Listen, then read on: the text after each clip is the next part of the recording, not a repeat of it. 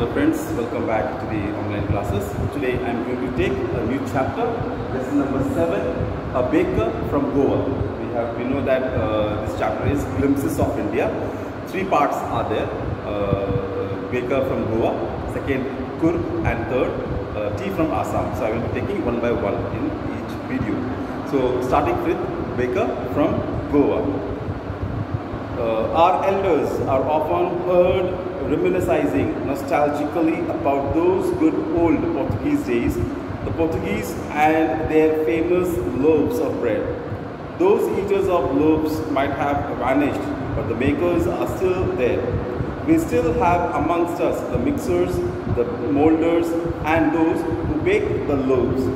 Those age-old, time-tested furnaces still exist. The fire in the furnaces has not yet been extinguished. The thud and jingle of the traditional baker's bamboo, heralding his arrival in the morning, can still be heard in some places. Maybe the father is not alive, but the son still carries on the family profession. These bakers are even today known as padder in Goa. So a baker. Now, how this all started? This is the elders in Goa. They still speak about Portuguese because it was the Portuguese who had come to Goa and established all these things. We know that India was conquered by Portuguese, French, and British and all. And finally, the British were the people who ruled over India. Now, Portuguese also were there in Goa, and they were the lovers of bread. They liked bread to eat, so they enjoyed it very much. So what they did, they brought from their places all these mixers, the furnaces, the molders to bake the bread. They just brought. So the elders always remembered all these things, and they always used to talk about these breads, the molders and all, how the Portuguese did. Even today, the fire which was burned by the Portuguese long back ago, that is still going on. It hasn't been extinguished. It's not gone off. Still going on. The baker, the traditional baker, who is always walking with a stick, a bamboo stick. Some rings will be there on the top of the bamboo stick, holding a basket on the head, and used to walk and come with that jing-jang sound. And people used to gather around him and take the loaf of breads. Now, even these bakers today, they are there in Goa, and they are known as padder. The bakers are called as padder in Goa. During our childhood in Goa, the baker used to be our friend, companion, and guide. He used to come at least twice a day, once when he set out in the morning on his selling round, and then again when he returned after emptying his huge basket. The jingling thud of his bamboo woke us up from sleep, and we ran to meet and greet him. Why was it so? Was it for the love of the loaf? Not at all. The loaves were bought by some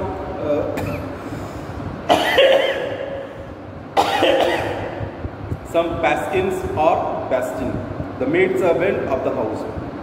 What we longed for were those bread bangers which we choose carefully. Sometimes it was sweet bread of special make. Now, the narrator recalls his childhood time. When he was in Goa, during his childhood time, the bakers used to be their friend, their companion, their guide. Whenever they wanted to ask something, or if they wanted to go a new place in Goa, which they did not know, they used to ask the bakers how to reach there.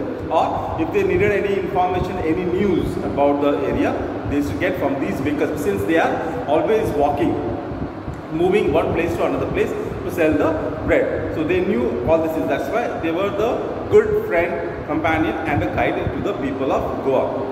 Second thing, the baker always came twice a day, 2 times in a day. That is, early in the morning to sell the baker, and once the breads are over, the loaves are all sold, he would return back on the same path, same road. That's why he used to come twice a day.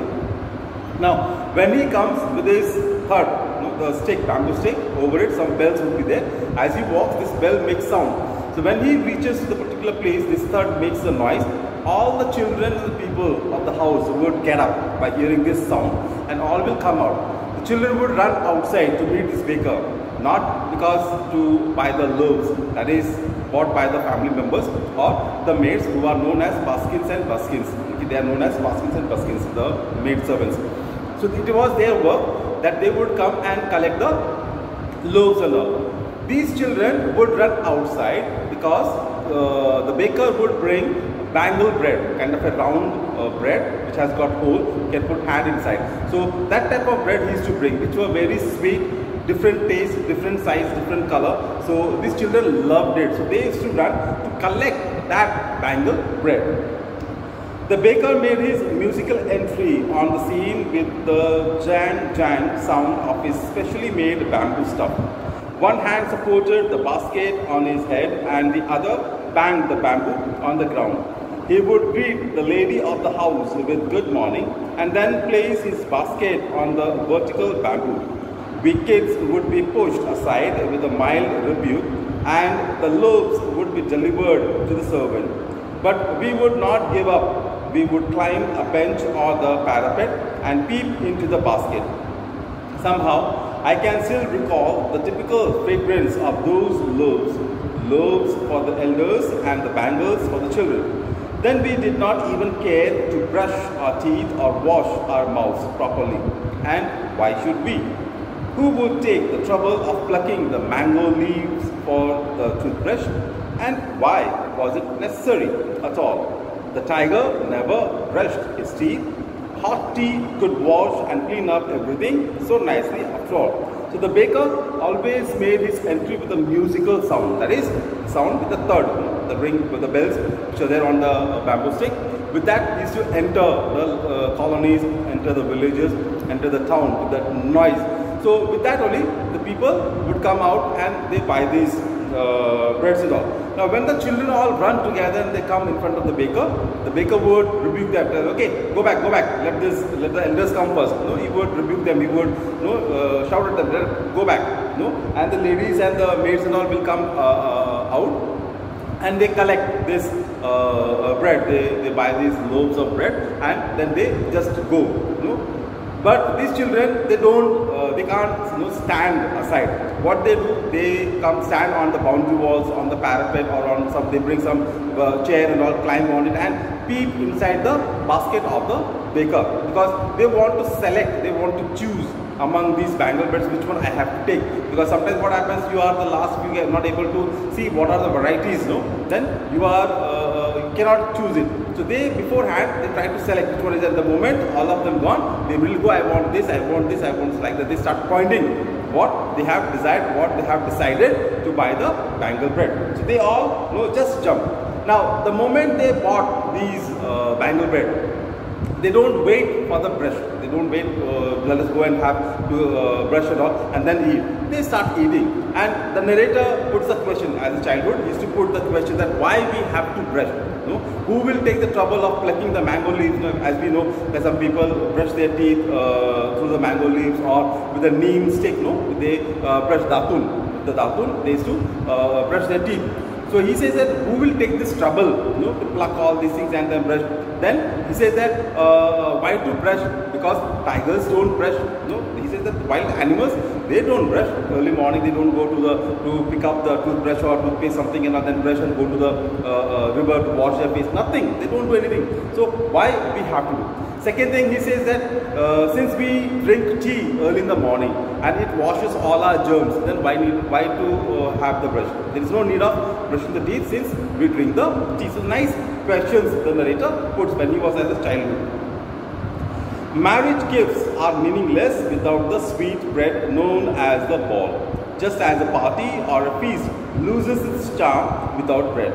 Not enough can be said to show how important a baker can be for a village. The lady of the house must prepare sandwiches on the occasion of her daughter's engagement. Cakes and bilonas are a must for Christmas as well as other festivals. Thus, the presence of the baker's furnace in the village is absolutely essential. Now, marriage gifts are meaningless. The gifts which we give for the wedding, gifts and all, that is just useless if there is no bread, no ball. A ball type of bread is there, which has to be served during the marriage. Okay? If it is not there, then the gifts are all useless. That is the importance of baker in Goa. They have to be these balls have to be served during the marriage ceremonies. Even during the engagement time, the mother of the daughter has to prepare sandwiches. If sandwiches are not there, then there is no light, there is no life in the engagement. Just similarly think about our own festivals, the Holi festival. Imagine Holi festival without gujiyas. If gujiyas are not there in the Holi festival, then it is meaningless. We don't relish it, right? Similarly, during the what do you call this, Diwali and all, the special sweets which we prepare at home, if it is not there, then it is meaningless. Similarly, here in Goa, these breads, for the marriage, the ball bread has to be there. For the engagement, the sandwiches has to be made. And for Christmas, there should be cakes and bolinas. Type of bread has to be there for the Christmas night, for the Christmas celebration. If it is not there, then the celebration of Christmas is meaningless. So, you can see that how important the furnace of baker is, how important the bakers have in Goa. The baker or bread seller of those days had a peculiar dress known as the kabai. It was a single piece long frock reaching down to the knees.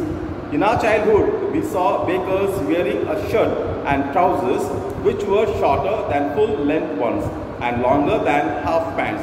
Even today, anyone who wears a half pant which reaches just below the knees invites the comment that he is dressed like a padder. Now, the baker or bread seller, they had a peculiar dress, a kind of a long frock from top to bottom. A type long frock was there, which was known as kabai. It was known as kabai in Goa. They used to wear this type of dress. But as the days passed, it is been changed. They started having a kind of a Bermuda type. It is not called full pant, or it cannot be called as a short pant. Between that, above the knee, it is there, below the knee, below the knee, it reaches, doesn't get full. So that type of things they used to, shorts they used to wear. And if some visitor, a tourist comes to Goa walking around with those type of pants, the Bermuda type of pants, then they are called as padder, because it was the dress of these bakers who used to go around in this short dress. They used to be called padder. So that's why the tourists sometimes used to be nicknamed as padder, who used to wear this type of Bermudas. The baker usually collected his bills at the end of the month. Monthly accounts used to be recorded on some wall in pencil. Baking was indeed a profitable profession in old days. The baker and his family never starved. His family and his servants always looked happy and prosperous. Their plump physique was an open testimony to this. Even today, any person with a jackfruit-like physical appearance is easily compared to a baker. So this baker usually, collected bills at the end of the month. And they used to note down on the wall with the pencil. They used to note down in our own houses when mark the milkman, whether we buy the milk from the milkman, we note it down on the calendars.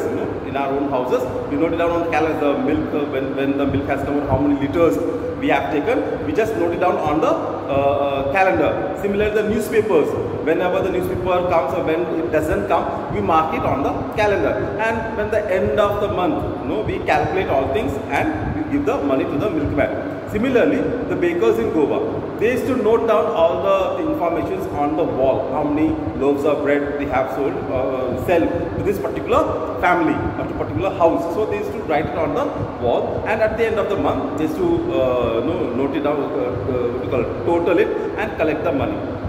Now, they were this business of bread was a very profitable one. They used to get a lot of money, they used to earn like anything, and they became very rich. And it could be seen in their physique how the stomach would come out, just like the jackfruit. with the stomach will be very round and very big, because they were rich since they were working only sitting. They are not walking much.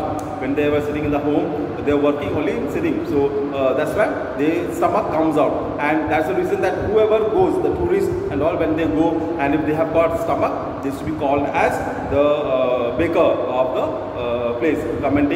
Comparing the baker of the Goa, they are also known as the baker. I believe you might have understood the story. Thank you. Have a nice day.